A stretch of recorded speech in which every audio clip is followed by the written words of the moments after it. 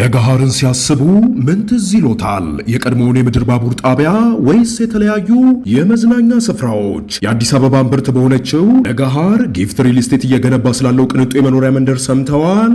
ላለፉት 3 አስርት ዓመታት ከ10 ሺህ በላይ ቤቶችንና የንግድ ሱቆችን ጥንቅቅ አድርጎ ሰርቶ በማስረከብ የሚታወቀው ጊፍት ሪል ስቴት አሁን ደግሞ መጪውን የፋሲካ በዓል ምክንያት በማድረግ በሁሉም ሳይቶቻችን ላይ ማለትም በለገሃር በ22 በተክለ ሃይማኖት በሲኤምሲ በአያ በቦሌ አትላስ ከመጋቢት 17 ቀን ጀምሮ ታላቅ የሽያጭ ኤክስፖ አዘጋጅተን እየጠበቅኖት ነው። በእነዚህ ቀናቶች ሲመጡ በ20% ቅናሽ፣ በ5% ቅድመ ክፍያ እንዲሁም በ55/45 የረጅም ጊዜ ባንክ ብድር የተመቻቸለትን አፓርትመንቶችና የንግድ ሱቆችን ለሽያጭ አቅርበናል። ያስታውሱ፣ የቀሩን ውስን ቤቶችና የንግድ ሱቆች ስለሆኑ ፈጥነው የዚህ ዕድል ተጠቃሚ ለመሆን በ0979 2828 33 ላይ በመደወል ይመዝገቡ።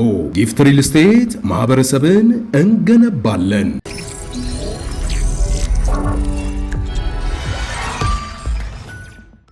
ይህ አዋዜ ልዩ በኩባና እንዲሁም በመካከለኛው ምስራቅ ጦርነት ላይ ያተኮረ ዘገባ ነው። የህልውና ማጥ ውስጥ ለገባችው ችግረኛዋ የካስትሮ ወንድማማቾች አገር ኩባም ትናንትም የታደገቻቸውና ራሽያ የላከችላቸውን 730 ሺህ በርሜል ድፍድፍ ነዳጅ የተሸከመችዋ መርከብን እንደሚያሳልፏት ፕሬዚደንት ዶናልድ ትራምፕ አስታወቁም። በቅብብል የአሜሪካ መሪዎች የቂም መወጫ ሆና የኖረችው ፍዳዋ የበዛው ኩባም እንዳሁኑ እንደ ትራምፕ ትንፋሿን ሊቆርጠው አፋፍ የደረሰ ገዢ የለም። ትራምፕ በዛን ሰሞን የካስትሮ ቼጎቬራ ርዕዮተ ዓለም ወራሽና አስቀጣይ ቻቬዝ ሁጎ ተተኪ የነበሩትን ፕሬዚደንት ማዱሮን በደረቅ ሌሊት ተሰርቀው መኝታ ቤታቸው ውስጥ በመግባት የሌሊት ልብሳቸውን የመቀየር ዕድል እንኳ ሳይሰጡ አስረው ወደ ሀገር ቤት በምርኮ ካመጧቸው ወይም ከወሰዷቸው ጀምሮ ኩባ የህልውኗ እስትንፋስ የነበረውን ነዳጅ ዘይት ከወዳጅ ቬንዙዌላ ታገኝበት የነበረውን እትብት መቁረጣቸው ይታወቃል። ፕሬዚደንት ትራምፕ የኒያን የላቲን ተረቶች አሻራና ውርስ በጣጥሰው ጥለው በእሳቸው አተያይ ኩባን ከተጠናወታትና ከተጣባች ካስትሮዊ ጂኒ የሚገላግሉ ካህን ለመሆን የነዳጅ ዕቀባ ኬላ ገድግደውባታል። ይሁንና የፑቲን ራሽያ የጥርሰ ፍንጭቱን የኒውክሌር ሚሳይል ተካይ ዋና ጸሐፊ ክሩስቼቭን መንፈስ በማንሰራራት ታሪከኛዋን ደሴት ለማዳን የላኩላት 730 ሺህ በርሜል ነዳጅ እደጃፏ ቀርበዋል። ትራምፕ ይህንን የራሽያ ቸርነት አይገባም ብለው ያግዱት ይሆናል የሚለው ፍራቻ ባየለበት ሁኔታ ራርተው ወይም ከራሽያ ጋር መላተሙ ጥሩ መስሎ ስላልታያቸው ታልፍ ዘንድ መፍቀዳቸው ተሰምቷል። አንድ አገር አሉ ንጉሥ አንፈልግም የሚሉ ሺህ ሰልፈኞች መሰንበቻውን በመፈክር ሲረግሟቸው የሰነበቱት ፕሬዚደንት ዶናልድ ትራምፕ ትናንት ሲናገሩ አንድ አገር የሆነ ዘይት ለኩባ አሁን መላክ ከፈለገ ላኪዋ ራሽያ ትሆን በርባዶስ ችግር የለብኝም ብለዋል። እንደ ሁለተኛ ቤተ መንግሥታቸው ከሚቆጥሩት ሕልምልም የማርላጎ እልፍኛቸው ተነስተው ወደ ዋይት ሃውስ ቤተ መንግሥታቸው በኤርፎርስ ዋን አውሮፕላናቸው ውስጥ አብረዋቸው ለሚጓዙት የታሪክ ረቂቅ ከታቢ ጋዜጠኞች በሰጡት መግለጫ ትራምፕ የፑቲንን ለጋስነት ያን ያህል ለውጥ የለውም ሲሉ አንኳሰዋል። ኩባ እንደሆነ አሉ ምሕረት የለሽና ለሞተ እንኳ የማይራሩት ፕሬዚደንት ዶናልድ ትራምፕ በመግለጫቸው ኩባ እንደሆነ አልቆላታል። አንድ ጀልባ ነዳጅ ዘይት አገኘች አላገኘች ፋይዳ አይኖረውም ብለዋል። እሳቸው ያን ቢሉም በዩክሬን ጦርነት መዘዝ በኔቶ የውክልና ጦርነት 4 ዓመታት ሙሉ ተናክሳ የምትገኘውና በአሁኑ የአሜሪካ እስራኤልና የኢራን ጦርነት የትርፍ ጊዜ የኢራናውያን መረጃ አቀባይ በመሆን የምትሠራው ራሽያ 10 ዓመታት ሊያነጥፈው ባልቻለ ፍቅር ለኩባውያን የሰነቀችላቸውን ነፍስ አድን 730 ሺህ በርሜል ነዳጅ የተጫነችው አናቶሊ ኮሎክዳን መርከብ ኩባ ዳርቻ እየቀረበች ነው። የካስትሮ ኩባ በሌላ ኃያሉ አሜሪካ አይደፈሬነት ላይ በእምቢባይነት አፍንጫዋ ላይ ያሞጠሞጠች ቡግር ሆናም ኖራለች። በቀዝቃዛው ጦርነት ዘመን እንዴት ትጠዘጥዝ ነበረ። በኩባና በአሜሪካ መካከል ያለው ርቀት በአዲስ አበባና በዝዋይ መካከል ያለውን እንኳ አይሆንም፣ 144 ኪሎ ሜትር ብቻ። አናቶሊ ኮልድኪን የገዛዛችውን ሸክፋ በጀርባዋ እንዳዘለች እናት ነዳጇን ጭና ለኩባ የተነሳችው ባለፈው የካቲት 29 ቀን ነበረ በኢትዮጵያ አቆጣጠር፣ ወይም በአውሮፓውያን ማርች 8 2026 ማለት ነው። ከ22 ቀናት በፊት ውሃ ላይ እየዋለችና እያደረች በጉዞ ላይ የቆየችበት። ምዕራቦቹ ሶቪየት ኅብረትን ናፋቂ፣ የነ ክሩስቼቭና ብሬዥኔቭ ናፋቂ የሚሏቸው ቭላዲሚር ፑቲን የስንቅ መርከባቸውን ብቻዋን አልለቀቋትም ነበረ። የባሕር ኃይል ተዋጊ መርከቦችም እንዲያጅቧት አስከትለዋል። የእንግሊዝ ሮያል ባሕር ኃይል እኒህን የፑቲን ነፍስ አድን መልእክተኞች ለመተናኮል አንዳችን ሙከራ ሳያደርግ፣ ነገር ግን በቅርብ ርቀት ከዐይኑ ሳያወጣ ደም በለበሰ ዐይኑም የእንግሊዝን ቻነል አቋርጦ እስኪያልፉ ተከትሏቸዋል። መርከቢቱ ትናንት እሑድ ከካስትሮዎች ርስት የምንጊዜም ወዳጃችን ኩባ ምድር 32 ኪሎ ሜትር ርቀት ላይ ብቻ ነበረች። ዛሬ ምሽቱን ለኩባ ሳትደርስላት አትቀርም። እንደ ደረሰችም ጭነቷ ተራግፎም ሀገሪቱ ሃቫና፣ ቼፋጉስና ሳንቲያጎ ከተሞች ውስጥ ካሏት 3 ማጣሪያዎች ወደ አንዱ ተወስዶ ይጣራል። በቴክሳስ የአውስቲን ኤነርጂ ኢንስቲትዩት ዩኒቨርሲቲ ተመራማሪ ጆርጅ ፒኖን እንደሚሉት ነዳጁ ዕድሜ ያዛገውን የሀገሪቱን የኤሌክትሪክ ኃይል መዋቅር ከጥቂት ሳምንታት በላይ አያሰራውም። ትራምፕ አንድ ጥይት ማጮ ሳያስፈልገኝ በኢኮኖሚያዊ ሸምቀቆ ብቻ የኩባን ሥረ መሠረታዊ ሶሻሊስታዊ መንግሥት በሳምንታት ጊዜ ውስጥ ድራሽ አባቱን አጠፋዋለሁ ብለው ዝተዋል። ትራምፕ እንዳሉት ወጥሮ የያዛቸውን የኢራን እስላማዊ አብዮተኞች ጦርነት መጨረሻ መልክ ካስያዙ በኋላ በሙሉ ትኩረትና ቀልባቸው ኩባ ላይ እመለስባታለሁ ብለዋል።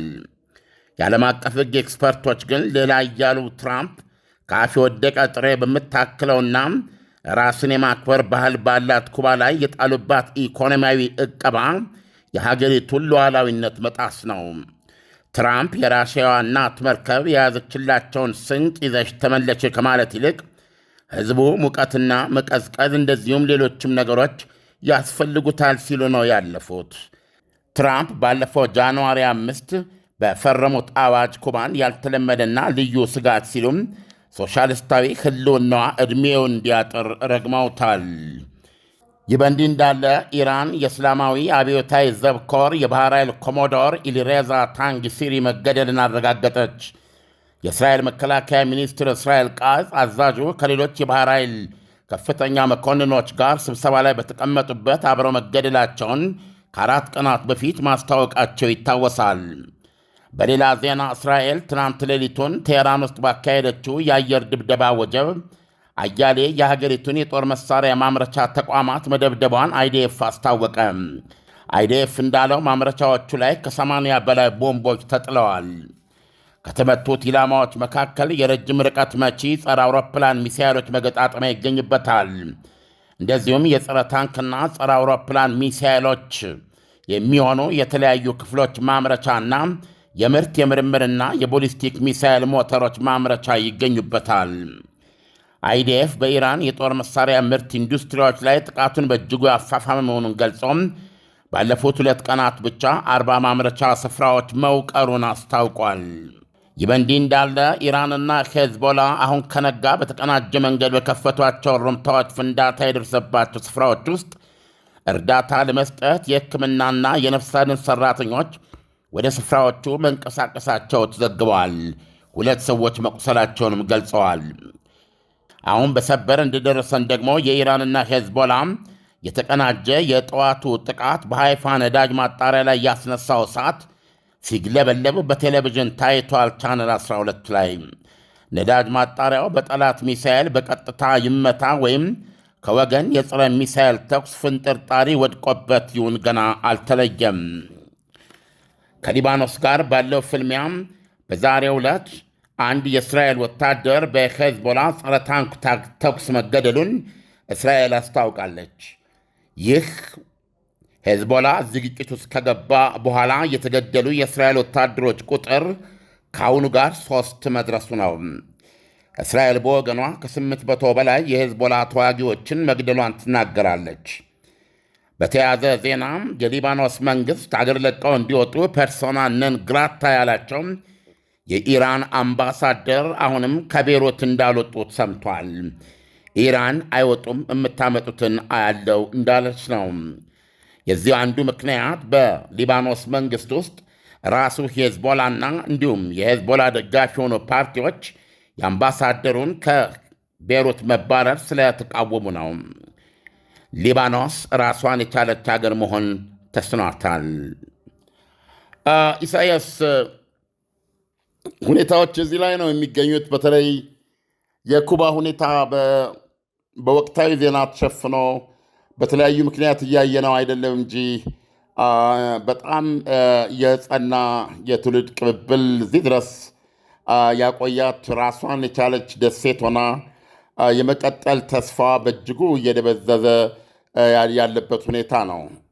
ዓለም መቼስ ኩባን ስናስብ በጣም በተለያዩ መንገዶች ነው የምናስባት። ግን ሩሲያና ኩባን ምንድን ያስተሳሰራቸው? ደግሞ ዛሬ የክሩስቼቭን ስም ስለተነሳ ክሩስቼቭና ኩባ የጋራ አጀንዳ ነበራቸው ወይ? ሩሲያንስ ምን አጣመራቸው? ኩባና ሩሲያን ማለቴ ነው። ለገሃርን ሲያስቡ ምን ትዝ ይሎታል? የቀድሞውን የምድር ባቡር ጣቢያ ወይስ የተለያዩ የመዝናኛ ስፍራዎች? የአዲስ አበባ እምብርት በሆነችው ለገሃር ጊፍት ሪል ስቴት እየገነባ ስላለው ቅንጡ የመኖሪያ መንደር ሰምተዋል? ላለፉት 3 አስርት ዓመታት ከ10 ሺህ በላይ ቤቶችንና የንግድ ሱቆችን ጥንቅቅ አድርጎ ሰርቶ በማስረከብ የሚታወቀው ጊፍት ሪል ስቴት አሁን ደግሞ መጪውን የፋሲካ በዓል ምክንያት በማድረግ በሁሉም ሳይቶቻችን ላይ ማለትም በለገሃር በ22 በተክለ ሃይማኖት በሲኤምሲ በአያት በቦሌ አትላስ ከመጋቢት 17 ቀን ጀምሮ ታላቅ የሽያጭ ኤክስፖ አዘጋጅተን እየጠበቅኖት ነው። በእነዚህ ቀናቶች ሲመጡ በ20% ቅናሽ፣ በ5% ቅድመ ክፍያ እንዲሁም በ55/45 የረጅም ጊዜ ባንክ ብድር የተመቻቸለትን አፓርትመንቶችና የንግድ ሱቆችን ለሽያጭ አቅርበናል። ያስታውሱ፣ የቀሩን ውስን ቤቶችና የንግድ ሱቆች ስለሆኑ ፈጥነው የዚህ ዕድል ተጠቃሚ ለመሆን በ0979 2828 33 ላይ በመደወል ይመዝገቡ። ጊፍት ሪል ስቴት ማህበረሰብን እንገነባለን። ይህ በታሪክ የታወቀ ነው። የጠበቃው ኩባዊ ጎረምሳ ፊደል ካስትሮ ከአርጀንቲናው ኢንተርናሽናሊስት ዓለም አቀፋዊ ቼጎቬራ ጋር በመጣመር ሴራ ማስትራ የሚባል ተራራ ውስጥ መሽገው የአሜሪካ ቅምጥ ነበሩ የሚባሉትን የባቲስታ አገዛዝ ተዋክተው ከጣሉ በኋላ አሜሪካ መጀመሪያ ላይ ባቲስታ አገር ጥለው ሸሹ። መያዝ የሚችሉትን ዶላር ይዘው እንዲሁም ቅምጦቻቸውን፣ ለማዳ እንስሶቻቸውን፣ አፋሻ ጎንባሾቻቸውን ሁሉ ጫጭነው በአውሮፕላን ብሳል ወደ አሜሪካ። እነ ካስትሮ ሀቫና መጥተው ተቆጣጠሩ። ያን ጊዜ አሜሪካኖች እነዚህ ወጣቶችን ገና ምንነታቸውን አለዩም ነበረ እና ከዛሬ ነገ ወደ እኛ ይመጣሉ ብለው ነበር የሚያስቧቸው። ያን ጊዜ ኩባ በባቲስታ ዘመን የካሪቢያን መሸታ ቤት ነበር የምትባለው። የቁማር መጫወቻ ደሴት ናት። አሜሪካውያን ካፒታሊስቶች እግራቸውን የሚያፍታቱባት፣ ዘና ፈታ የሚሉባት ሁሉ አይነት የዚህ የዓለማችን ቫይስ ሁሉም ነገር መሪ በከንቱ ነበረች ማለት ይችላል። ከዛ በኋላ እንግዲህ የኩባ ካስትሮ መራ አብዮት እንደተቆጣጠራት ብዙ ሂደት አለው። አሁን ይህን ለመግለጽ ስለማይፈቅድ ነው። በኋላ ላይ አሜሪካ ማንነታቸውን ስታይና ሶሻሊስታዊ ቅብ እንዳላቸው ስትረዳ ቢልቢል እንደሚል ሻማ እፍ ብላ ልታጠፋቸው ፈልጋ ብዙ ሙከራዎች አድርጋለች። ኩባን ለቀው በተሰደዱ ኩባውያን ምልምሎች አማካኝነት ፒግ ኦፍ ቤስ ተብሎ የሚታወቅ በጣም ፉርሽ የሆነ ወታደራዊ ሙከራ ሁሉ አድርጋ ካስትሮና ቼጎቬራ በጀግንነት ተፋልመው ባህር ውስጥ ነው አስምጠው ያስቀሯቸው። ያም ትልቅ የድል ስሜት ሰጣቸው ነበር። በኋላ ላይ ግን አሜሪካ እነዚህን አፍንጫ ላይ የበቀሉ ቡግር መቼም እንዴት እንደሚያም ታውቃለህ፣ ወደዛ ማስወገድ አለብኝ ብላ ራሷ ደብዛቸውን ልታጠፋው ወታደራዊ ልምምድ በጀመረች ጊዜ እነ ካስትሮ በወቅቱ የሶቪየት ኮሚኒስት ፓርቲ ዋና ጸሐፊ ከነበሩት ጥርሰ ፍንጭቱ ራሰ በረሃው ክሩስቼቭ ጋር ግንኙነት ያደርጋሉ ማለት ነው። ወይም ክሩስቼቭ ይሆናሉ ያደረጓቸው። ምክንያቱም ክሩስቼቭ በዛን ወቅት አሜሪካ በዚህ በግሪክ በኩል ትከሻቸው ላይ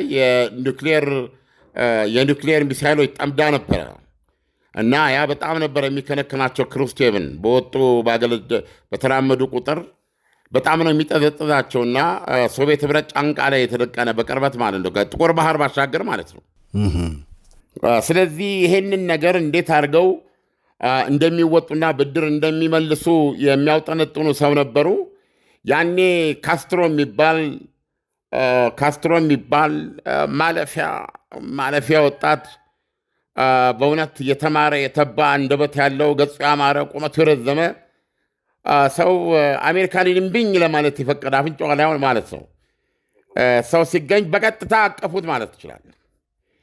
ከዛ በኋላ ስንዴና በቆሎ ነው እያሉ የጦር ጀቱን መድፉን ምኑን መላክ እሱ ብቻ ሳይሆን የመካከለኛ ርቀት መቺ ሚሳይሎችን የኒውክሌር አረር ጭምር ኩባ ውስጥ አስገቡና ቁጭ አሉ። ይህንን አሜሪካኖች ባወቁ ጊዜ አበዱ። ኬኔዲ ነበሩ። ብሎኬድ የሚባል ምንም ነገር ወደ ኩባ የሚገባ መርከብ ሳይፈተሽ እንዳይገባ እገዳ ጣሉ እና ከራሽያ ጋር የኒውክሌር ጦርነት የሚገቡበት አፋፍ ላይ ደረሱ ማለት ነው። በ60ዎቹ 61 ወይ 62 የሚሳይል ክራይሲስ ብለን የምናውቀው ማለት ነው። ስለዚህ ያን ጊዜ ዓለም የጥፋት አፋፍ ላይ ደረሰች። ኬኔዲ በጣም ብልህ መሪ ነበሩ እውነቱን ለመናገር። ክሩስቼቭም እንደዛው። ዞሮ ዞሮ በስምምነት እንዴት ተደረገ መሰለ፣ አሜሪካ በምንምና በምንም ሁኔታ ኩባን ላለመውረድ ቃል ገባች። ክሩስቼቭ ደግሞ የተከሉትን ሚሳኤልና ያሉ አረሮችን ጠራርገው ይዘው ወጡ ማለት ነው። በዚህ ያ ወዳጅነት መሰረት ያዘ። አሜሪካ እንግዲህ መጀመሪያ ቅጣቷ ማዕቀብ ነው ታውቃለህ። በኩባ ሙሉ በሙሉ አሜሪካ ላይ የተኛች ደሴት ነበረች። ይህ አስብቶ መግደል ብትለው ነገር አለ። ትሰጥ የነበረውን አቋረጠች አሜሪካ እና በቃ ባዶ ሆነች። ያለ ስኳር ምርት የላትም። ከዛ ይሄ ከቆመ በኋላ ራሽያ የኩባን የስኳር ምርት እንዳለ መውሰድ ጀመረች። በነዳጅ ትላለ፣ በጦር መሳሪያ፣ በስንዴ በመገብ ጀመረች ማንኖችን ደሴት። ለምን አሁን አሜሪካ አፍንጫ ላይ ቆማ ከዋናዋ ጠላቷ ጋር መተያየት የምትችልበት ቦታ ነበረ። በኋላ ላይ እነዚህ ሁለት መሪዎች ኬኔዲና ክሩስቼቭ ኬኔዲ እሺ በቃ ይኸው ምልልሃለሁ ኩባን አልወርም ከዚህ በኋላ እጄን ይቁረጠው ብለው ማሉ። ክሩስቼቭም በዛ መሰረት ጫጭነው ወደ ሀገራቸው ሄዱ ማለት ነው። ነገር ግን ከጀርባው ምን አድርገዋል? ዋናው ክሩስቼቭ የተደራደሩት እዚህ ጫንቃዬ ላይ ሰላም የነሳኝን ሚሳኤል ታነሳለህ አታነሳም? እኔ እሱን ካላነሳ አላነሳም፣ እንፋለማታለን ነበር ያሉት። ኬኔዲ ምን አሉ? እሺ በስምምነት ውስጥ አታካት፣ የውሾን ነገር ያነሳ ውሾ ይሆን፣ እኔ ለማንም ሳልናገር የራሷ የአሜሪካ ሐሳብ አድርጌ አነሳዋለሁ አሉ። በቃላቸው መሰረት ከግሪክ የተነጣጠረባቸውን የኒውክሌር ሚሳኤል አስነሱ ማለት ነው። ስለዚህ እንግዲህ በኩባ እና በራሽያ መካከል ያለው ግንኙነት መሰረቱ ይሄ ነው። ኩባ ከአሜሪካ ደገፉ ባቲስታ አገዛዝ ተላቃ የካስትሮ ወንድማማቾች እጅ ስትገባ እና ካስትሮ ወንድማማቾች መልህቅ የሚጥሉበትን ሲያፈላልጉ ክሩስቼቭ ሆነው ተገኙ። ያኔ የጀመረ የኩባና በእውነት በሚገርም ሁኔታ የኮሚኒስት ሶቪየት ህብረት ከዛም በኋላ የነሱ ተፈጥሯዊ ወራሽ በሆነችው ራሽያ መካከል ግንኙነቱ እስካሁን የመቀጠሉ ትሩፋት ነው አሁን እየሰማ ያለው። በጣም የሚገርም ወዳጅነት ነው፣ ዘመናትን የተሻገረ ማለት ይቻላል። ዓለም እስቲ አሁን ወደ መካከለኛው ምስራቅ ተመልሰን እንምጣና ትላንትና እንግዲህ ኢራን የአሜሪካንን ጀት መታለች፣ ዛሬ ደግሞ የእስራኤልን ነዳጅ ማደያ መታች። ይሄ ነገር እንዴት ነው እየሆነ ያለው? ኢራን ተግታ በጦርነቱ ውስጥ ነው ያለችውና አቅጣጫው ወዴት ነው? እየረገበ ነው ወይስ እየጦዘ ነው ያለው? ምንም አይነት የመርገብ ምልክት የለም። ሁለቱም በቻሉት መጠን ባላቸው መጠን እየታኮሱ እየተቀጣቀጡ ነው የሚገኙት። በኢራን የሃይፋው ነዳጅ ማደያ ላይ ብቻ ሳይሆን በደቡብ እስራኤል ማዕከላዊ እስራኤል የኢንዱስትሪ አምባ ወደ 40 ኢንዱስትሪዎችን ያቀፈ ቀይ ነው። የኢንዱስትሪ አምባ ነው። እዛ ውስጥ አንድ የኬሚካል ፋብሪካ የራሷ የኢራን የሚሳኤል ጉራጅ ነው ወይም ደግሞ የአረር ፍንጥርጣሪ፣ አለበለዛ ደግሞ እስራኤል ሚሳኤሉን በምትጥልበት የራሷ ሚሳኤል ስባሪ ሊሆን ይችላል በተባለ አደጋ እሱም በከፍተኛ ኬሚካል ተቋሙ ትልቅ እሳት ተነስቶበት እጅግ የጠቆረ ጭስ፣ እጅግ ጠርሻ የሆነ ጭስ ወደ ሰማይ ሲትቦለቦል ነበረ እና እስራኤል ዜጎች ላይ ጉዳት ያደርሳል በሚል አካባቢውን ለእግድ አድርጋለች። ማንም ሰው ወደዛ እንዳይጠጋ ከ800 ሜትር ወደዚህ፣ ምክንያቱም ከ800 ሜትር በኋላ ባሉት ላይ ምንም ጉዳት አያስከትልም የሚል ነው። አሁን ግን ሁኔታውን እሳት አደጋም ተቆጣጥሮት የተፈራው ጉዳትም ሳይደርስ ሁኔታዎች በዚህ ይገኛሉ። ዓለም አሁን እንግዲህ ይሄንን አጸፋዊ መልስ እስራኤልስ አሁን በዚህ ሰዓት እየመለሰች ነው ወይ ያለችው? አሜሪካስ በምን ሁኔታ ነው ያለው? እንደገና ደግሞ ድርድሩስ ሪቹዋል ነው። በየቀኑ መዘርዘር ያስቸግራል። አሁን ዜናው ላይ ሰምተህ ከሆነ እስራኤል ሊስቶች አሏት። በአጠቃላይ የሀገሪቱን የጦር መሳሪያ ማምረቻ የመገጣጠሚያ ማምረቻዎቹን፣ ፋብሪካዎቹን፣ መተኮሻዎቹን፣ የሚሳኤል ክምችቱን ይሄ በዋነኛነት የምታደርገው ድብደባ ካልሆነው ብዙ እስካሁን ተካሂዶበታል። እንደገና አሁን ደግሞ የጀመረችው ከባድ ኢንዱስትሪዎቿን ጭምር ማለት ነው። በተለይ ሁለቱ ግዙፍ የሆኑ የብረታ ብረት ኢንዱስትሪዎቿን ክፉኛ መታ ጉዳት አድርሳለች።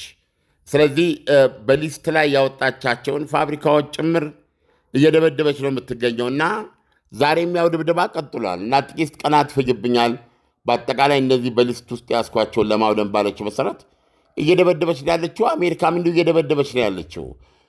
በጋራ የደበደቡት ኢላማ ወደ 2000 ሊደርስ ነው። ልክ እንደዛ ሁሉ ኢራን መጠኑ አይብዛ እንጂ ለምሳሌ በአንድ ጊዜ የምትተኩሰው ወጀቡ እንደ በፊቱ ላይክ 50 ሚሳይሎች በአንድ ጊዜ 100 ሚሳይሎች አይደለም የሚላከውት 10፣ 7፣ 6 አንዳንዴም 12 ሊሆን ይችላል። ግን ነገር በግሩፕ እያደረገች ግን የድብደባው የቅጥቀጣው መጠን ፍሪኩዌንሲ 5፣ 6፣ 7 ድረስ እየሆነ ነው። ስለዚህ አሁን ዜና ገብተህ ታይምስ ኦፍ እስራኤል ላይ ስትገባ እስራኤል ይህንን እንደዚህ አከሸፈች፣ በዚህ ጋር እንደዚህ ማንም የቆሰለ የለም የሚል ዜና ከላይ አውጥቶ ይህን አንብበህ ከላይ ሰበር ብሎ ከኢራን ሚሳኤል እየመጣ ነው የሚል ደግሞ ይመጣል። ስለዚህ እውነቱን ለመናገር ፋታ የለውም ተኩሱ እና በተለይ ሳይኮሎጂካሊ እና በህዝቡን አስሬ የቦምብ መከላከያ ውስጥ ግባ ውጣ የሚለው ነገር በጣም አሰልቺ ነው ለእስራኤላውያን ማለት ነው። እና በዚህ ደረጃ ኢራን የሚቻላትን ጥቃት እያደረገች ነው። በርካታ ህንፃዎች ተጎድተዋል፣ የመኖሪያ ህንፃዎች። በርካታ ሰዎች ቆስለዋል፣ 18 ሰዎች ተገድለዋል። ዛሬ የተገደለውን የእስራኤል ወታደር በምናክልበት ጊዜ የሟቾቹ ቁጥር 19 ደርሷል ማለት ነው። ሂዝቦላ ደግሞ በዛ በኩል ባላቋረጠ ሁኔታ ብዙ ሚሳይል ነው የሚተኩሰው። ያው እንደሰማው እስራኤል በዛም ቢሆን 800 የሂዝቦላ ተዋጊዎችን መግደሏን ትገልጻለች። በተጨማሪ በኢራን ላይ በምታደርገው ድብደባም ቢያንስ 5000 የኢራን ሰራዊት ተገሏል ብላ ነው የምትገልጸው። ሰላማዊ ሰዎች ደግሞ ይሄ ኮላትራል በምነው ወደ 2000 ሰዎች ሳይገደሉ እንዳልቀረ ነው የሚነገረው። ስለዚህ ጦርነቱ አለ እና ውጊያው አለ። ነገር ግን እኛ ያው በየሂደቱ በየአንጓው ቁልፍ ናቸው የሚባሉ ጥቃቶች ሲኖሩ ነው የምናወራው እንጂ ኤቭሪ ማይኒዩት የሆነውን ነገር ለማቅረብ ስለማንችል ነው እንጂ ጦርነቱ ለአፍታም ጋባ አላለም። 24 ሰዓት የሚዋጉት ዓለም በፓኪስታን አደራዳሪነት አሜሪካ፣ እስራኤል እና ኢራን ይደራደራሉ የሚል ነገር ተነስቶ ነበርና አዲስ ነገር ይኖር ይሆን? መረጃ ዓለም አዲሱ ነገር ራሷ ፓኪስታን ያለችው ነው። በሚቀጥሉት ቀናት እንግዲህ ቀናት ማለት በ2-3 ቀናት ምናልባትም በ4 ቀን ውስጥ የአሜሪካ ተደራዳሪዎችንና የኢራን ተደራዳሪዎችን ኢስላማባድ ውስጥ አገናኝቼ ድርድር ይጀመራል የሚል እምነቷን ገልጻለች። ይሁንና እነዚህ ሁለት ወገኖች ዋሽንግተንም ትሁን ቴሄራን ልኡካኖቻቸውን እንደሚልኩ ማረጋገጫ ማግኘታቸውን አልነገሩንም። ነገር ግን ትልቁ ተስፋ በሁለቱ ሀገሮች ታምኖብን በሚቀጥሉት ቀናት ድርድር ኢስላማባድ ውስጥ ይጀመራል ብለዋል። ይህም በተመለከተም ዶናልድ ትራምፕ የሚሉት አንዳችሁ ቶሎ የምንጨብጥበት ሁኔታ አለ፣ ያንን ስምምነት ልንጨብጥ አፋፍ ደርሰናል እያሉን የሚናገሩት። መለስ ብለው ግን የኢራንን 90% ነዳጅ መሸጫ ደሴት ካርግ ደሴትን እሱን ቢይዘው ነው ደስ የሚለኝ፣ ብቆጣጠረውና ነዳጁን በወርሰው ደስ ይለኛል በማለት ተናግረዋል። ያለው እውነታ እዚህ ጋ ነው ኢሳያስ። በነገራችን ላይ 3500 የአሜሪካ ጦር በመካከለኛው ምስራቅ ክልል ገብቷል። ትሪፖሊ በምትባል መርከብ ተጭኖ እና የእሱ ቀዳሚ ተልእኮ ምናልባት ይህንኑ የካርግ ደሴትን በቁጥጥር ስር መዋል እንደሚሆን በሰፊው እየተጻፈበት እየተነገረ ነው ያለው። ከዚህም ጋር በተያያዘ የኢራን አሁን ቁጥር 1 ድምፅ የሆኑት የፓርላማ አፈጉባኤ ቃሊባፍ አሜሪካ በዚህ በኩል ድርድር እያለች ከፊት ለፊት በጀርባ ግን የእግረኛ ወረራ ለማድረግ በመዘጋጀት ላይ ነው የምትገኘው በማለት አምርረው ተቃውመዋል። ይሄ የተለመደ አታላይነቷ ነው የሚል መግለጫ ስለሰጡ ኢራኖች ድርድሩን ሀሳብ ተቀብለው ከአሜሪካ ጋር ድርድር እንደገና ያዋጣል ብለው ኢስላማባድ እንደሚሄዱ ማረጋገጫ አላገኘንም የሚባለው ለዚህ ነው። እሳቸው ይህን አስመልክተው የሰጡት ቃሊባፍ የአሜሪካ የኢራንን መሬት ወይም ደሴቶች ለመቆጣጠር እየገባ ነው የተባለው ጦር እግሩ መሬት እንዲረግጥ በጉጉት እየጠበቅን ነው ብለዋል እና ወደ 1 ሚሊዮን የሚደርሰው ጦራቸው በጥይት ይቆላቸዋል ነው ያሉት እነዚህን የአሜሪካንን እግረኛ ሰራዊት። እና ይህን ማለታቸው በነገራችን ላይ የፈረደበትን የዓለም ነዳጅ ዋጋ ወደ $116 በበርሜል አድርሶታል። ኢሳያስ ዓለም፣ ለትንታኔው ከወዲሁ አመሰግናለሁ። መልካም ቀን ይሁንልህ። መልካም ቀን ኢሳያስ። ለገሃርን ሲያስቡ ምን ትዝ ይሎታል? የቀድሞውን የምድር ባቡር ጣቢያ ወይስ የተለያዩ የመዝናኛ ስፍራዎች? የአዲስ አበባ እምብርት በሆነችው ለገሃር ጊፍት ሪል ስቴት እየገነባ ስላለው ቅንጡ የመኖሪያ መንደር ሰምተዋል?